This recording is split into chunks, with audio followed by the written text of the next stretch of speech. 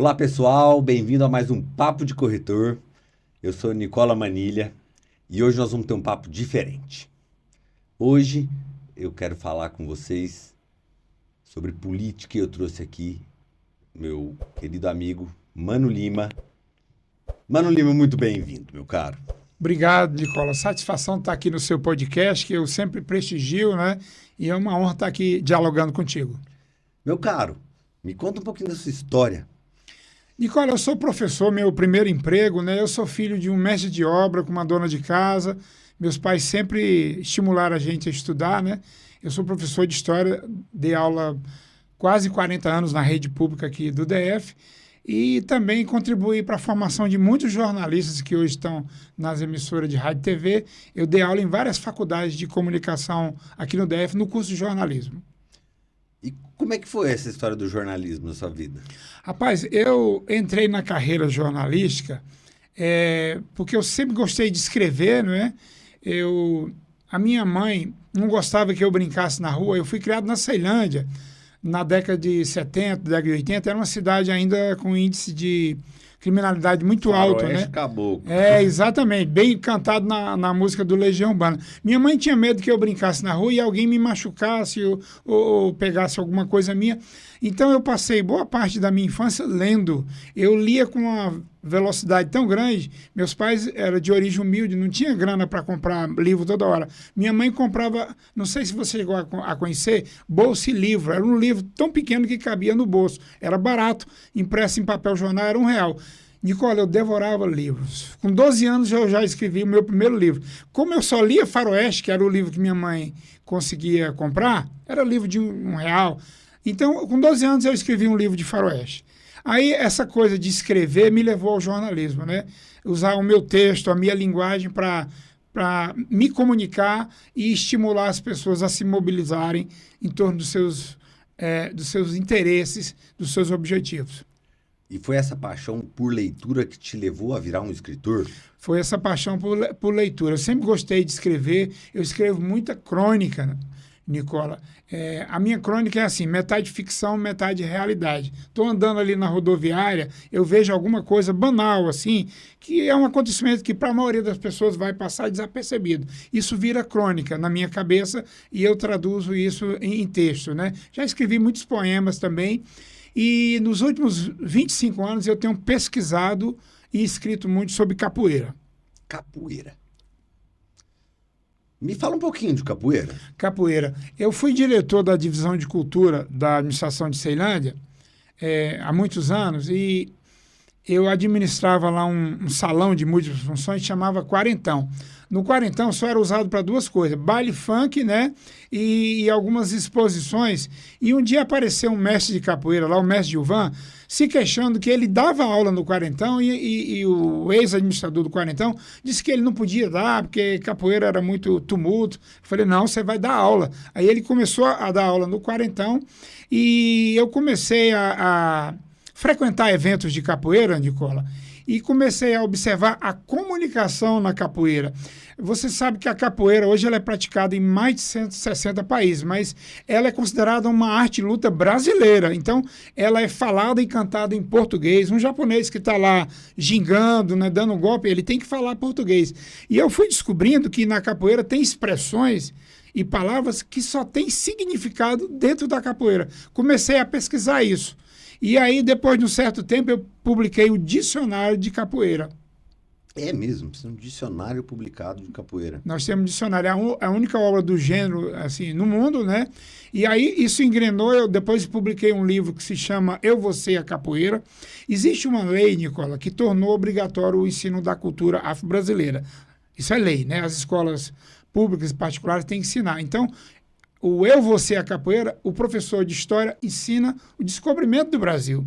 O professor de Geografia mostra no livro os continentes. O professor de Sociologia mostra como foi a escravidão. E tudo isso tendo como pano de fundo, como eixo temático, a capoeira. Por meio da capoeira, nesse livro eu conto a história do Brasil. Que bacana. Quero ler esse livro. Opa, sem Eu sou falta. apaixonado em história. Sim, E uma das coisas que eu sinto é que a gente tem algumas lacunas no nosso aprendizado que realmente nos fazem ter uma visão muito parcial do mundo.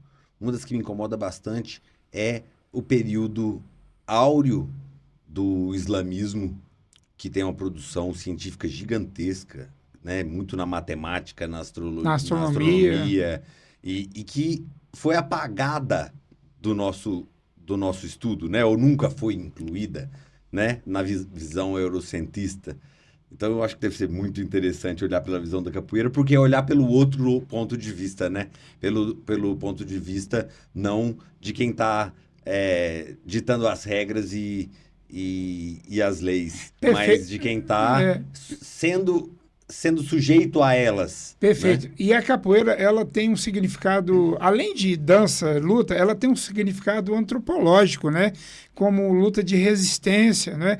A história da capoeira é fabulosa e hoje em dia, os mestres de capoeira que estão no exterior ensinando capoeira, eles são embaixadores da cultura brasileira, né? Uhum. A capoeira é um grande símbolo da cultura brasileira no exterior. Inclusive, uma coisa curiosa, Nicola, tem 2 fatores que impulsionaram no mundo o interesse pela língua portuguesa, né? Muita gente aprende a língua de Camões, a língua de Carlos Drummond de Andrade, por 2 motivos.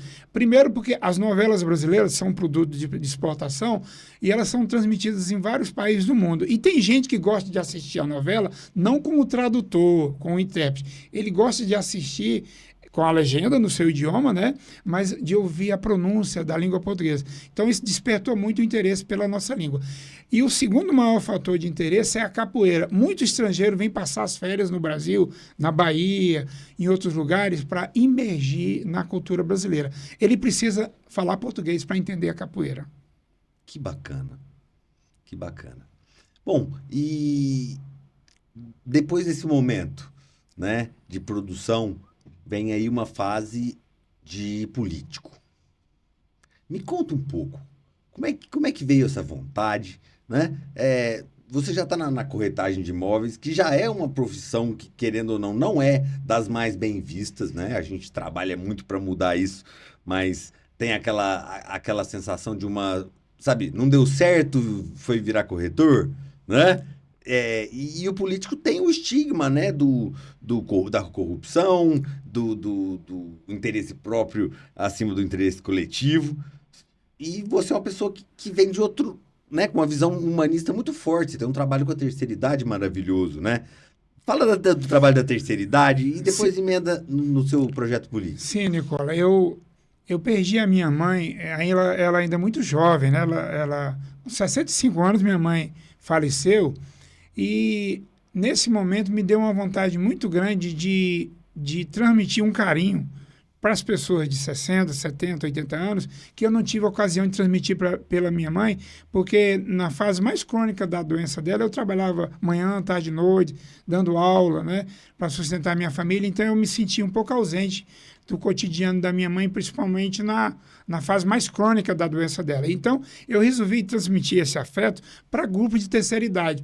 Nicola, uma coisa muito curiosa, o brasileiro está vivendo mais.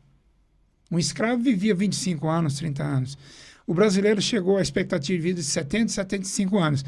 Mas no grupo Vidas em Movimento, que eu e minha esposa coordenamos, a gente faz um debate sobre viver mais, mas viver melhor. Não adianta viver 70, 80 anos e sem qualidade de vida.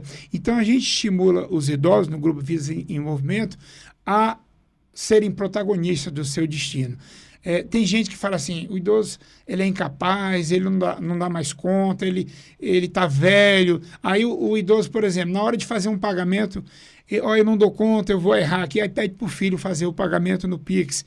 Ele dá conta de lavar a louça dele. Não, mamãe, você já está velho, deixa que eu lavo. Isso vai atrofiando mente e corpo do idoso. Então, a gente estimula, Nicola, que o idoso, ele seja autônomo. Claro, ele está numa doença crônica que precisa de apoio, né? A família tem que assistir. Mas se o idoso consegue caminhar, consegue passear, consegue viajar, a gente estimula que ele viva isso em plenitude, né? E no Vidas em Movimento a gente faz uma luta muito grande contra o etarismo. O que é o etarismo? É a ideia de que a pessoa está velha, que é incapaz e que está sempre sendo assistida pelo filho, pelo neto. O etarismo é um preconceito que a gente combate, porque ele impede que o idoso exerça em plenitude a cidadania. Que bacana. E, bom, você vem aí, candidato distrital. Candidato a distrital. Eu sempre tive envolvimento com política, sabe? Eu fui do Conselho Político do Sindicato dos Professores, fui da executiva da CUT e sempre fiz campanha nos bastidores, apoiando outros candidatos, né? E dessa vez, Nicola, eu fui surpreendido com um convite. Eu sou filiado ao PSOL do Distrito Federal e o partido me convidou para ser candidato, mas com uma tarefa, com um objetivo, que é discutir sobre o direito da terceira idade viver melhor e viver bem, né? Hoje, 2/3 da população do DF, Nicola, são da terceira idade.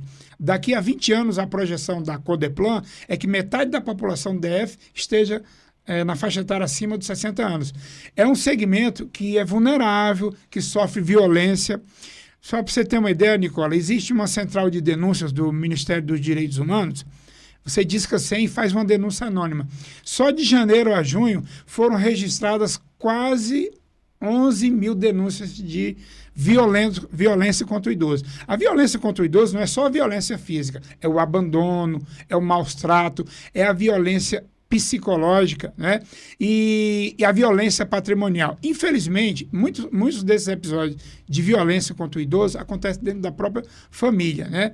Então, eu recebi do meu partido, o PSOL, a incumbência de debater essa questão durante a campanha eleitoral. Eu sou candidato a deputado distrital, o meu partido tem uma pauta muito ancorada na defesa das mulheres, dos negros, da população LGBT, que é uma luta extremamente importante, e o meu papel na campanha é discutir a vulnerabilidade da terceira idade e como o Estado e a sociedade pode e deve proteger o idoso.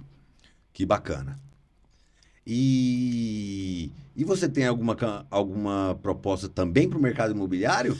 Para os corretores, para a categoria? Tenho sim. Nicola, você é escritor, eu já tive a honra de ler seu livro, e eu também sou escritor, e eu vou usar um pensamento de um escritor russo, né? Leon Tolstói. Leon Tolstói dizia assim, quer ser universal? Fala da sua aldeia. Então, eu não poderia entrar numa campanha política sem falar da categoria que eu tenho a honra de pertencer, que é a categoria dos corretores. Olha só, você comentou agora há pouco, Nicola, sobre o descrédito da classe política, né? Quando eu entro numa reunião com moradores na Ceilândia, quando eu converso com sindicalistas ou quando eu abordo um popular na feira, sempre tem aquele pé atrás. A classe política está muito desprestigiada e mal falada, e a culpa é dela, porque a maioria dos parlamentares hoje brasileiros estão envolvidos em esquema de corrupção, né?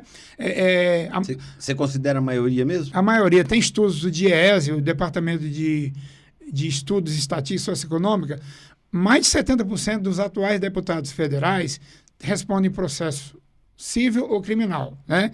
Então, assim, não foram condenados, mas, assim, a classe política está em muito descrédito. E há uma semelhança com a classe do corretor, Nicola. Muita gente, quando recebe a abordagem de um corretor, tem uma visão, assim, deturpada, acha que o corretor é aquele cara que vai passar a perna e tudo.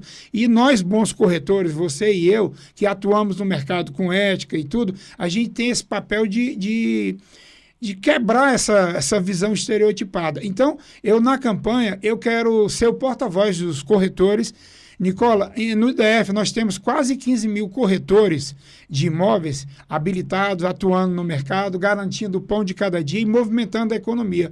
Agora, uma coisa curiosa, não tem um corretor na Câmara Legislativa do DF. Lá são 24 deputados distritais. Eu enumero para você. Lá tem 2 policiais civis, tem um bombeiro, tem um PM, tem 3 pastores evangélicos, 4 empresários, 4 professores. Não tem nenhum corretor representado na Câmara Legislativa. Detalhe, tem mais corretores no DF do que enfermeiros. Enfermeiros têm 2 deputados distritais que representam a categoria. Onde é que eu quero chegar? Se os corretores estivessem representados lá, com certeza as pautas de interesse da nossa categoria teriam lá um aliado, alguém para brigar por nós. E o corretor, ele precisa muito. Há mudanças nas leis que têm que ser feitas para favorecer a atividade imobiliária e para facilitar o trabalho do corretor. E você teria alguma proposição que você gostaria de falar aqui? Usa a câmera aberta, aproveita esse momento. Vou aproveitar essa oportunidade, viu? Você, meu amigo corretor, minha amiga corretor que está nos ouvindo aqui no Papo de Corretor, eu estou fazendo um debate dentro do meu partido, que é o PSOL, e estou fazendo isso em parceria com o Fábio Félix, que é deputado distrital, foi o deputado distrital mais votado na última eleição e agora concorre a deputado federal. Eu estou trabalhando em dobradinha com ele e eu fiz um trato. Fábio Félix, quando você chegar no Congresso como deputado federal, você vai apresentar um projeto de lei que todo corretor apoia, que é a nacionalização do Cresce. Eu espero que você também esteja nessa luta aí, Nicola. Meu Deus, pagar vários Cresces não é brincadeira. Como eu sei que aqui a gente está sendo ouvido e assistido pelos corretores, mas também pelo público geral que prestigia seu programa, hoje em dia é assim, minha gente. O corretor, ele atua em Brasília, vende imóvel aqui. Se ele for vender um imóvel ali em Águas Lindas, ele tem que ter outro registro no Cresce de Goiás e pagar outra taxa. E isso onera a atividade do corretor. Então, eu pedi, Fábio Félix, isso é um projeto de alçada federal, né? Mas eu vou estar lá na cola e vamos fazer uma mobilização. Com a nacionalização do Cresce, você, com apenas um registro, você pode atuar em todo o país. O curso já vale para o país inteiro? O curso já vale. Por que não? Exato, o curso já vale. Eu fiz meu curso no CETEB, meu curso de formação, você pode atuar em qualquer lugar. E não é só isso. Não faz sentido, Nicola, na época da cultura digital, você se comunica com pessoas do mundo inteiro e você pode vender um imóvel em outra região. Né? No meu caso do rural, por exemplo, né? Exato. Trabalhando em 16, 17 estados. Exato. Não é fácil. Exato. Então, essa nacionalização do Cresce vai alavancar o setor imobiliário, vai gerar mais empregos, porque é um setor muito importante que gera emprego e gera renda, né? E outra proposta importante que a gente pretende defender é o seguinte: há uma disfunção hoje. Vou dar o seu exemplo, se você me permite. O Nicola é corretor autônomo, ele tem um Cresce individual, de pessoa física. Mas ele também é dono de uma imobiliária e ele tem personalidade jurídica e tem que ter outro registro, outro Cresce. No meu entender, isso é uma bitributação. Então, a gente defende que um registro único permita que a pessoa, seja como um empreendedor individual, um corretor autônomo, seja como um dono de uma imobiliária, que ele paga apenas um registro. Ele está legalizado, não há necessidade de pagar 2 Cresce e ter 2 registros como é hoje. Que bacana. E você consegue ver no âmbito distrital propostas que possam trazer benefícios para a categoria? Tem uma proposta que eu quero ser assim, o porta-voz dela, né? Uma vez eleito, eu quero reunir todas as imobiliárias do DF e a gente fazer uma mobilização na Câmara Legislativa, porque eu vou te contar a história, não vou enganar vocês, lá é só pressão. A gente apresenta um projeto de lei, mas são 24 deputados distritais. Então, assim, o corretor, Nicola, ele usa o carro para trabalhar. Ele visita o cliente, ele vai distribuir o material. É ferramenta. É ferramenta. O carro do corretor não é um luxo, é um instrumento de trabalho. E o corretor, então, faz jus a ter isenção de IPVA, de IPI, de ICMS, quando ele adquire o veículo para uso próprio. Várias categorias já têm esse benefício. Vou dar um exemplo. O motorista de táxi, quando ele compra o carro, ele não paga o mesmo preço de um consumidor comum, ele tem isenção. O motorista de aplicativo tem alguns subsídios que ajudam ele a desenvolver a atividade profissional. O produtor rural, quando compra um trator, que é para uso em serviço, ele tem isenção. Mesmo uma caminhonete, um ano de carência e juro baixo. Então, o que eu defendo é o seguinte: o corretor faz jus a ter isenção de ICMS, IPVA e IPI na compra do veículo. Porque é o seguinte, alguém pode perguntar, isso é proposta demagógica do Mano Lima, porque essa isenção, ou esse imposto que o governo vai abrir mão, vai sair dos cofres públicos. Nicola, um corretor, cada venda que ele faz, ele impulsiona a economia.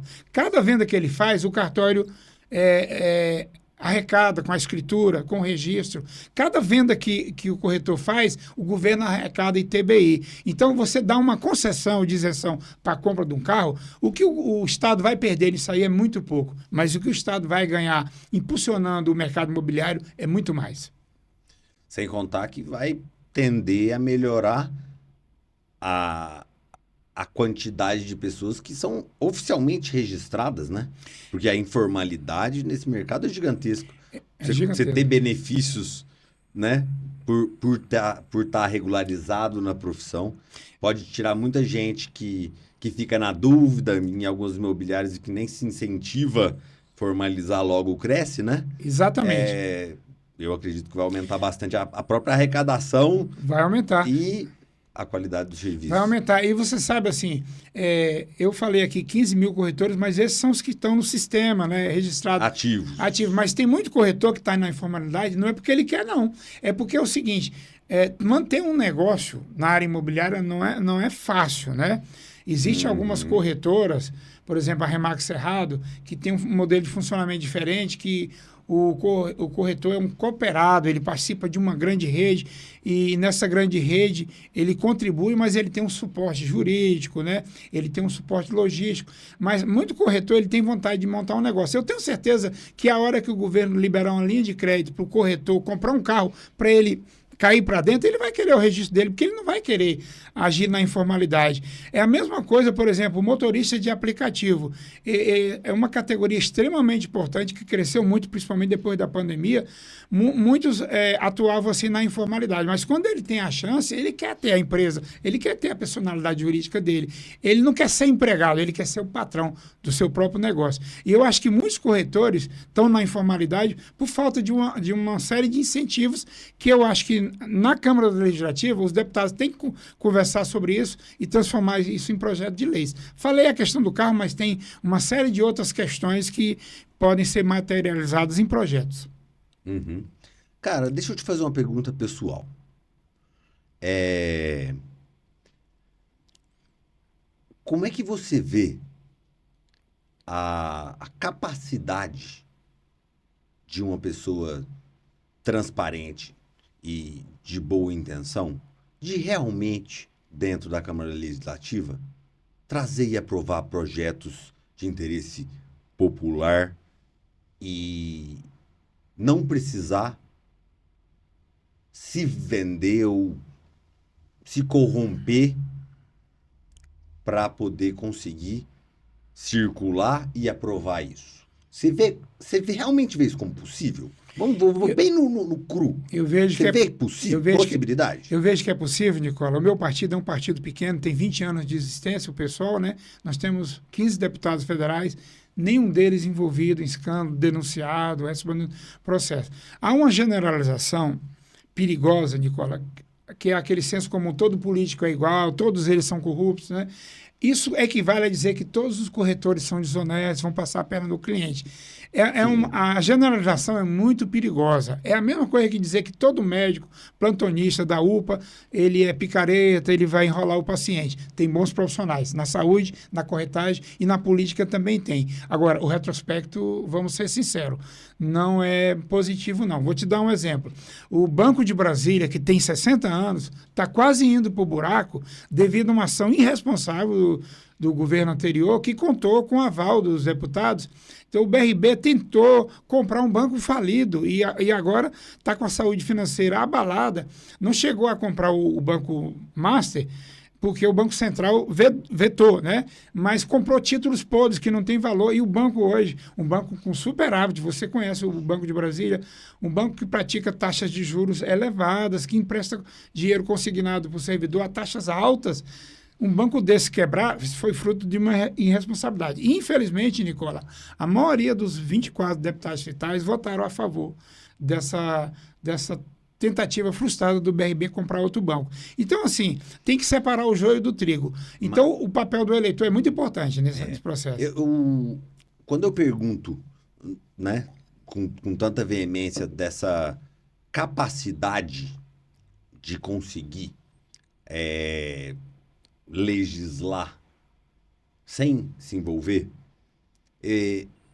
eu vou refrasear para trazer o ponto que é a minha dúvida mesmo. O ponto-chave. O ponto-chave. Porque, sim, todo lugar tem gente boa e tem gente ruim, né? E a política tem a fama, mas tantas outras profissões, você também tem profissionais ruins, mesmo que a profissão seja bem falada. Sim. Né? E não é generalizando também a profissão de político, porque eu conheço alguns políticos que são honestos e que fazem um bom trabalho. Eu pergunto mais na capacidade de de conseguir permear durante os 4 anos de mandato e trazer projetos realmente de interesse coletivo e conseguir esse consenso. Você acredita que isso é uma tarefa muito árdua, né? Ou você consegue, sim, mesmo sem fazer um conchavo para a aprovação das pautas de maioria que vêm por interesses de grupos menores portanto, usam de meios escusos para poder direcionar o voto das pessoas que estão flexíveis? Você acredita mesmo numa capacidade de influência positiva e de aprovação de legislação nesse ambiente? Eu acredito que, embora seja um ambiente, muitas vezes, infelizmente, promíscuo, relações de troca de poder, né? Voto vai, propina vem, mas eu acredito que o parlamentar que consiga desenvolver um mandato popular com parceria com a sociedade civil, né? Ele consegue mobilização social para, quando ele apresenta um projeto, isso repercutir, né, e convencer os seus pares, que são os deputados. O problema é que quando o parlamentar ele se elege, vira as costas para o eleitor que lhe deu o mandato, né? Muitos parlamentares fazem isso. A maioria dos parlamentares tem legitimidade, ele vem de uma base social que o levou ao poder, né? Agora, tem que ligar o desconfiômetro, viu, Nicola? A gente tem que conversar com os eleitores. Olha, um deputado que gasta 5 milhões, 10 milhões numa campanha eleitoral tem que acender o sinal de alerta à população, porque um parlamentar não ganha isso durante o mandato, né? O salário de um parlamentar, que um deputado estadual, durante 4 anos, é em torno de 1 milhão. Então, se ele gasta 5, 10 milhões, ele vai pagar essa conta de alguma forma, não sempre lícita, né? Nem sempre legítima. Então, é o seguinte, um parlamentar, ele pode exercer o seu mandato e pode ter força política para aprovar projetos de interesse da sociedade. Mas ele tem que entender que ele é um representante legítimo, mas não basta uma eleição, não basta um mandato. Ele tem que construir a sua intervenção apoiado e sustentado na sociedade, em parcerias com a sociedade civil. Nisso eu acredito, eu acho que é possível. E nós temos exemplos aí no Parlamento Brasileiro de parlamentares assim que nasceram sem expressão, não se juntaram a empresários corruptos e estão fazendo grandes contribuições. Dou um exemplo. A Érica Hilton, de São Paulo, foi no gabinete dela que nasceu a proposta de fim da escala 6x1. Ela não é uma parlamentar ligada a essa causa sindical, trabalhista, mas ela soube ouvir a voz rouca das ruas e apresentou esse projeto. Então, com sensibilidade, honestidade, o parlamentar consegue fazer seu mandato sem tomar lá da cá e sem transformar o seu gabinete no balcão de negócios. Que bacana. É bom ouvir isso. Eu não tenho partido, eu acho que eu não consigo defender uma bandeira partidária, talvez até por desconhecimento das bandeiras, e são tantas, né? 30 e tantos, né? São mais de 30 partidos. Mais de 30 partidos. Mas, assim como religião e futebol, eu não torço para time e também não me declaro adepto a nenhuma religião. E isso vem de uma postura de buscar uma persona de neutralidade, né? Então, nós estamos aqui falando de política, claro. Você tem o PSOL, que é o partido que você é filiado, tem a sua proposta, né, de trabalho, e você está convidado aqui pela pessoa que você é, que eu conheço pessoalmente, né? Não por um apreço maior pelo partido, não, é pela pessoa Mano Lima, que eu conheço e que eu admiro. Eu queria que você deixasse um recado para o eleitor que trouxesse uma sensibilidade, se você concordar comigo que a atual polarização ela tem gerado uma cisão social. Verdade. E quem tem se beneficiado são as potências estrangeiras e não o brasileiro. Você concorda com essa afirmação? Eu concordo plenamente. Olha, essa polarização política que começou na eleição de 2018, se estendeu na eleição seguinte, 2022, ela continua, né? O presidente que vier a ser eleito agora em 4 de outubro, ele vai ser o presidente de 50% mais um, e o que perdeu vai ser o derrotado de 49% mais um. O Brasil continua polarizado. Essa polarização política, ela dividiu famílias, né? Tem pessoas que não sabem tratar assim com o equilíbrio necessário, então ela tem uma posição ferrenha de um campo para a esquerda, o outro é para a direita. Muitas famílias se dissiparam com isso, né? Se dividiram, e isso fragiliza o Brasil enquanto nação, né? Hoje, a gente, por exemplo, o Brasil já foi a 8ª economia do mundo, hoje está em torno da 10ª aí, e o Brasil ele tem que afirmar a sua soberania. Nenhum país do mundo tem direito de ditar os rumos da nossa sociedade. E me preocupa muito quando uma parte da classe política, Nicola, sinaliza com outros países para sugerir tarifaço, pressões, essas ou aquelas, e principalmente de outras nações meterem o bedelho aqui no nosso país. O país é autônomo, é uma república, ele tem que ser a sua autonomia, e a gente tem que fortalecer esse sentimento de nacionalidade, de pertencimento como nação. O patriotismo, Nicola, não pode ser só em época de Copa do Mundo, todos juntos, vamos para frente da seleção, né? É interessante como as pessoas se mobilizam e se unem para defender a seleção, mas no dia a dia a gente se divide e deixa de se fortalecer enquanto projeto de país. E você acredita que a gente tende a um rumo de maior ruptura ou um rumo de maior coesão no sentido de nacionalização, sensação de patriotismo? Eu acho que a gente está caminhando para consolidar esse sentimento de Brasil, de nação soberana e tudo. O nosso problema, Nicola, você gosta muito de história e eu sou professor de história. Durante o século XX, o Brasil teve vários períodos autoritários, né, fechamento de regime, sem eleição, alternados com períodos cursos de democracia. Nós tivemos vários golpes de Estado durante o século XX, não foi só o golpe de 64, mas nós estamos vivendo a experiência democrática mais longa, talvez, do período republicano. Claro que há tensões, há momentos assim que alguns setores propõem ruptura, volta de militares e tudo, mas eu acho que a democracia brasileira ela tem resistido a essas pressões e a gente tem se consolidado. Olha só, nós temos o sistema eleitoral mais eficiente do planeta. Tem países que ficam 2, 3 semanas, um mês contando os votos de papel lá. Nós vamos fazer a eleição no dia 4 de outubro. Quando terminar a noite, no mesmo dia da eleição, a gente já sabe qual é o próximo presidente. Então, a gente não pode ter esse complexo de vira-lata que o nosso país é inferior, que sempre tem que imitar o modelo estrangeiro. Nicola, eu vou te falar uma coisa, eu não tomo breakfast não, eu tomo café da manhã. Eu acho que a gente tem que fortalecer a nossa língua, né? Há um hábito assim de sempre recorrer à cultura estrangeira, né? Então nós temos que valorizar a cultura nacional, valorizar o que é bom. O Brasil tem tecnologia de ponta hoje em várias áreas, na aviação, por exemplo. Então, se a gente fortalecer a economia brasileira, a gente vai avançar, porque nós temos hoje um grande mercado consumidor aqui e nós somos um dos maiores produtores de alimentos do mundo, né? Então nós temos um patrimônio que a gente tem que zelar por isso e manter isso intacto.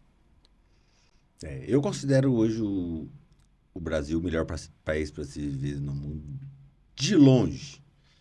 E não é que eu fui em todos não, mas já rodei um pouquinho. Fartura. Né? Não só alimento, espaço. Água. Né? Água. Terra, né? Como é que é o Pedro Vaz de Caminhas lá? Aqui, em se plantando, tudo dá, né? Aqui tudo que se planta, cresce e floresce, assim. Enquanto a gente vê no Japão o pessoal morando num tubo, na parede. Verdade. Né? Espaço, terra, água, minério, né? Minério, nós estamos aí entre os primeiros. E o mundo todo está sedento por explorar, né? E aí, eu queria te fazer uma pergunta bem filosófica.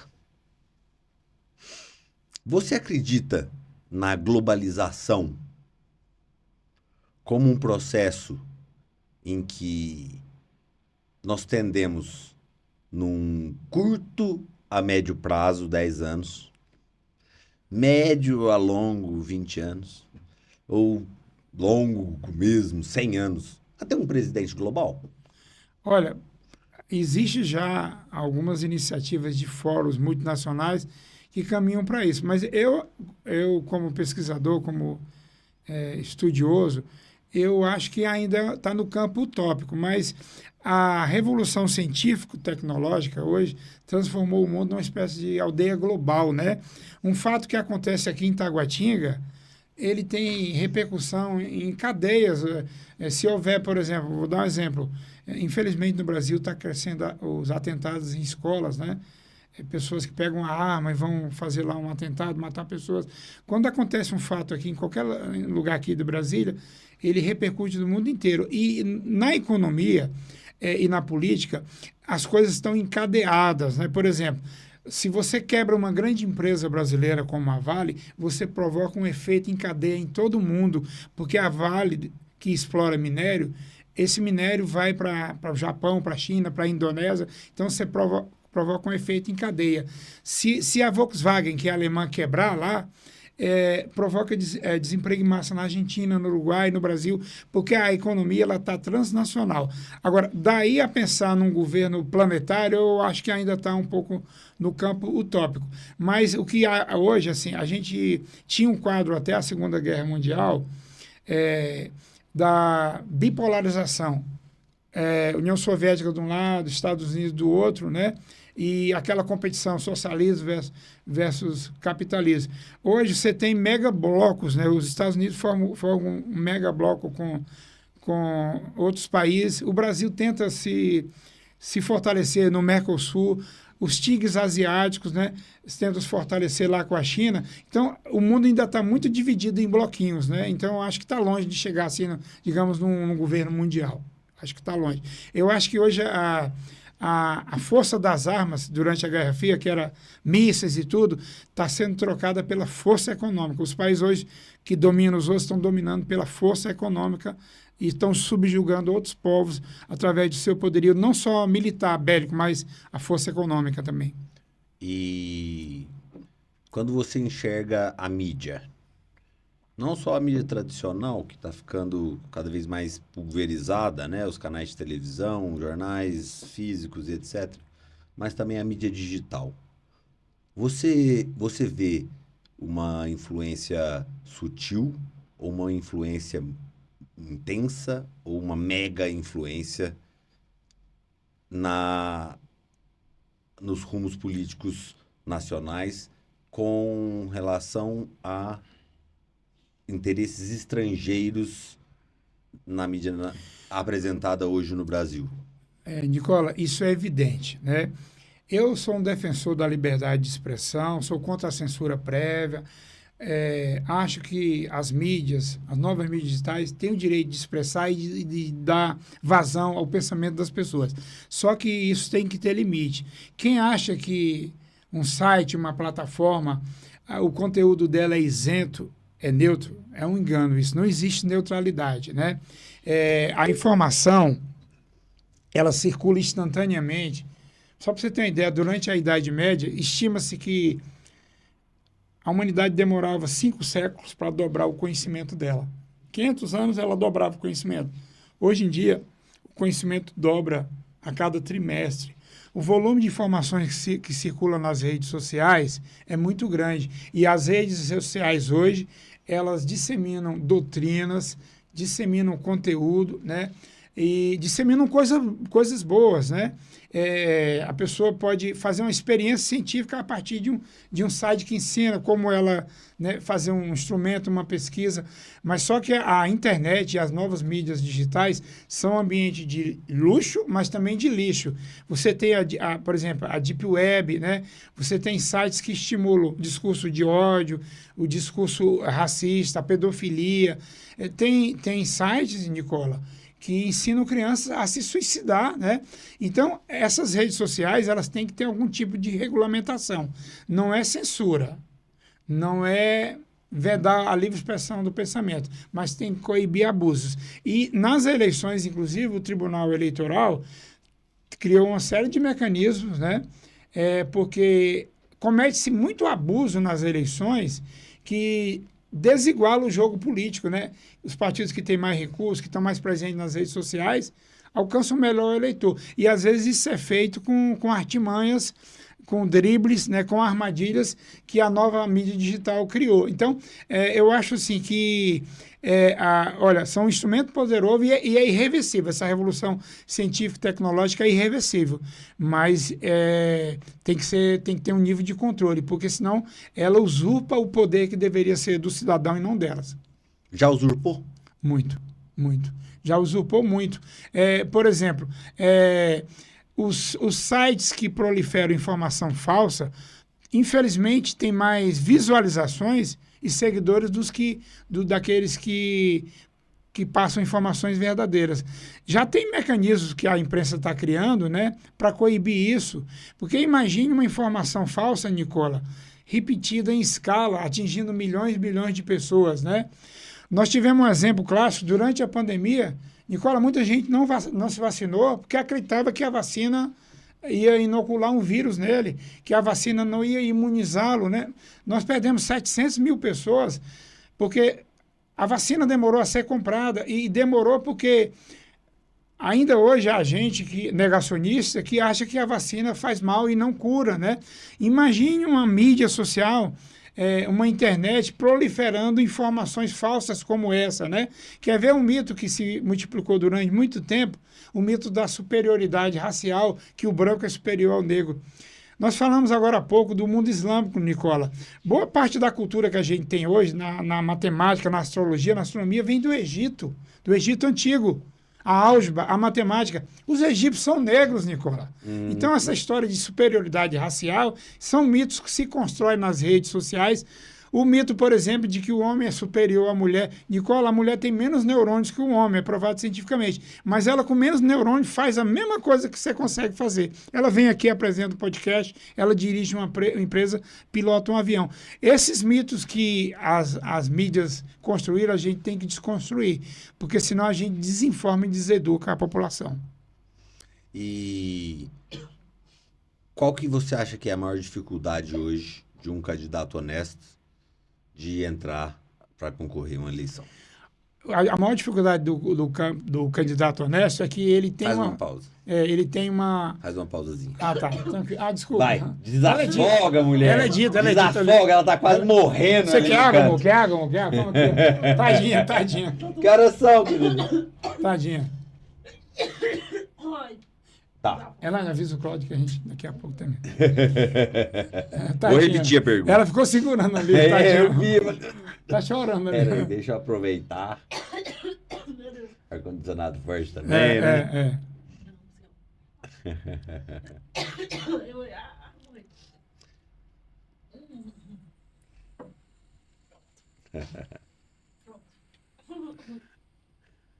Pausa técnica.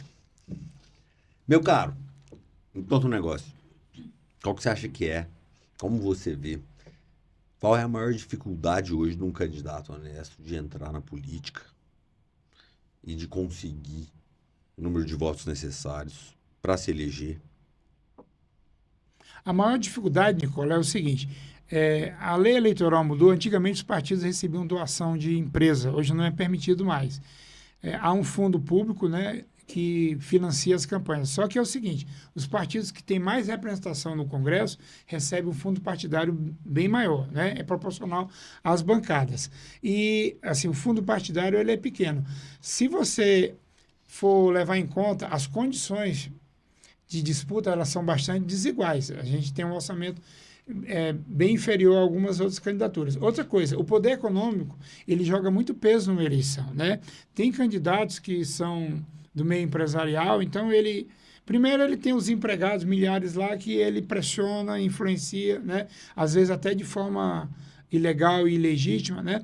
Então o jogo é desigual. Mesmo assim, tem aumentado muito no parlamento a presença de deputados, senadoras, parlamentares que têm um mandato não não ancorado com empresas, com compromisso com grandes grupos privados, nacionais e transnacionais, mas mandatos construídos, por exemplo, vinculados à luta feminista, à luta antirracial, né, à luta popular. Então, eu creio que é possível, não é fácil, né, porque o jogo é desigual, mas essas candidaturas que não detêm o poder econômico, elas têm uma arma, ao meu ver, assim, porque a energia militante, assim, há partidos que tem o colaborador, que ele é pago, ele é um cabo eleitoral remunerado, mas os partidos do campo democrático popular têm essa militância que é ideológica, que acredita no projeto, e isso equilibra um pouco as campanhas. Não é fácil, né?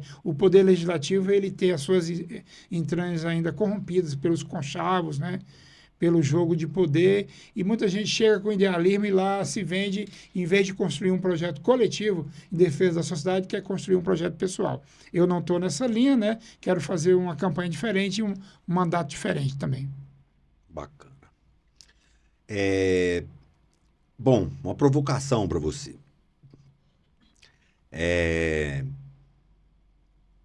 Tem um humorista americano que eu gosto muito, que ele fala assim: dentro de casa, a gente é comunista. A gente divide o pão e a água e o coberto e o que for necessário.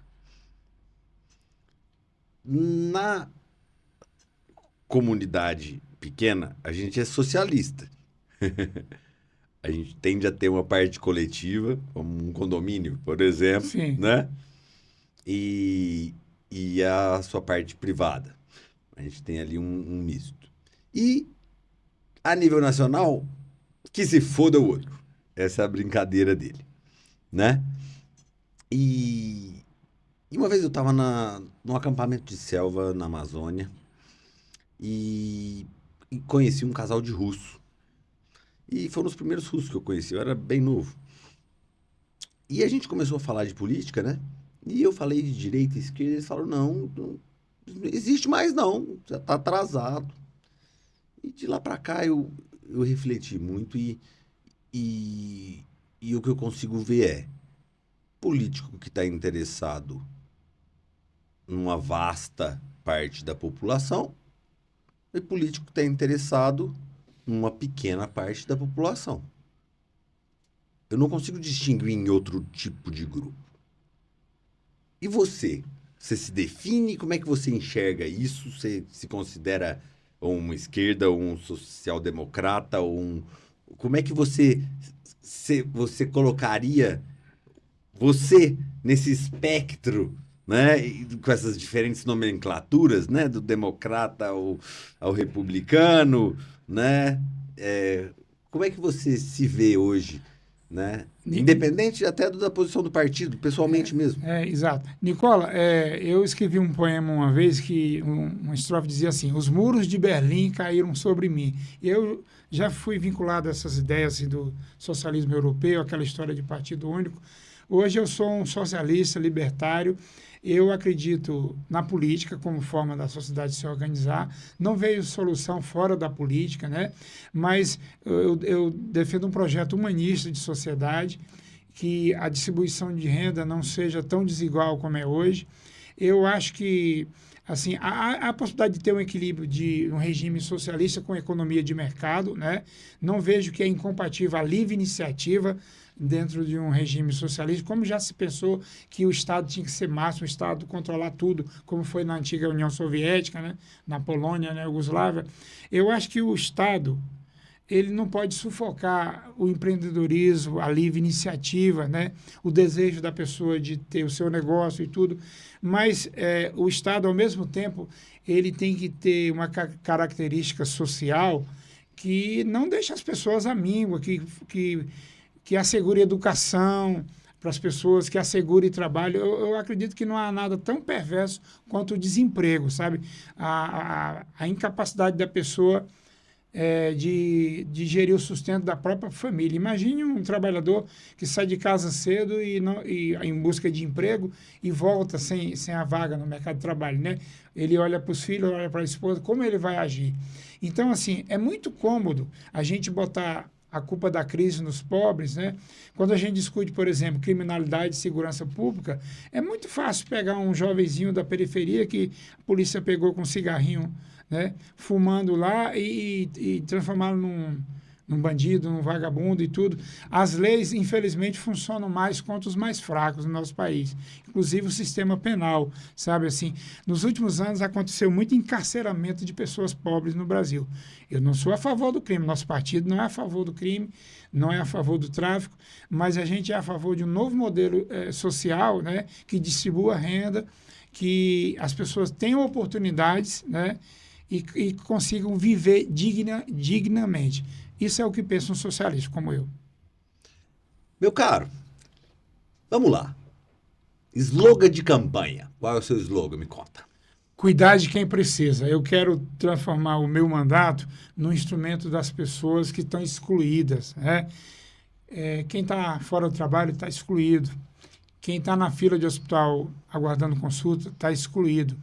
Os idosos que estão enfrentando o envelhecimento sem a solidariedade da família e do Estado, que estão enfrentando a violência simbólica, a violência física, o abandono, eles estão excluídos. Então, cuidar de quem precisa é a forma que eu encontrei assim para materializar esse meu desejo de falar para as classes oprimidas, falar para quem não tem voz, falar em nome de quem está com a voz embargada no peito, né? Então, o mandato parlamentar pode ajudar muito essas pessoas e esse segmento.